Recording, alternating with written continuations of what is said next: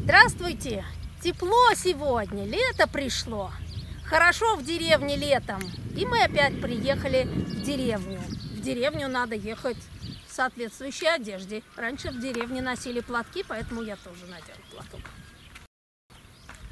Я показывала вам уже традиционный русский дом, избу.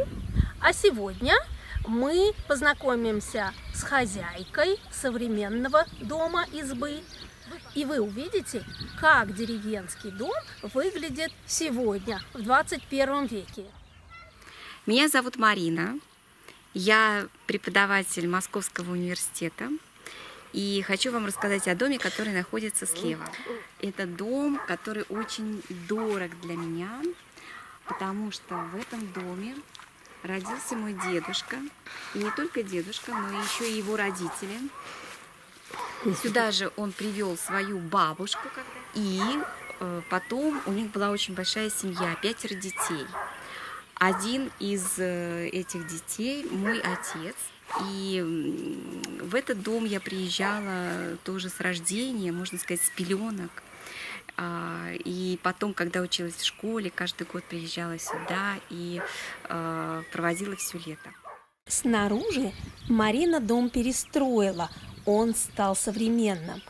Но зато внутри она постаралась сохранить все так, как было в старой избе, как было при дедушке. Войдем в избу. Здесь одна комната, потолок очень низкий, окошки маленькие, старые, открываются в сад. Обычно в избе 3 окошка. А вот это красный угол. Это место, где стоят иконы. А внизу под иконами стоит самовар, старый самовар. На стенах обычно вешали фотографии родственников. Вот здесь вы тоже видите старые фотографии членов семьи. Под фотографиями сундук. В нем обычно хранили одежду, белье и даже деньги. Обратите внимание на стены. Это простое дерево, бревно. Так и говорили, бревенчатые стены избы. Мы видим очень интересное сооружение, которое называется подвал. Это строил еще мой дедушка, но я даже думаю, что не дедушка, а прадедушка. И сейчас мы... Сколько ему лет? Я думаю, что возраст подвала 150 лет, а может быть даже и больше. Угу, отлично. Сейчас давайте пройдемте туда.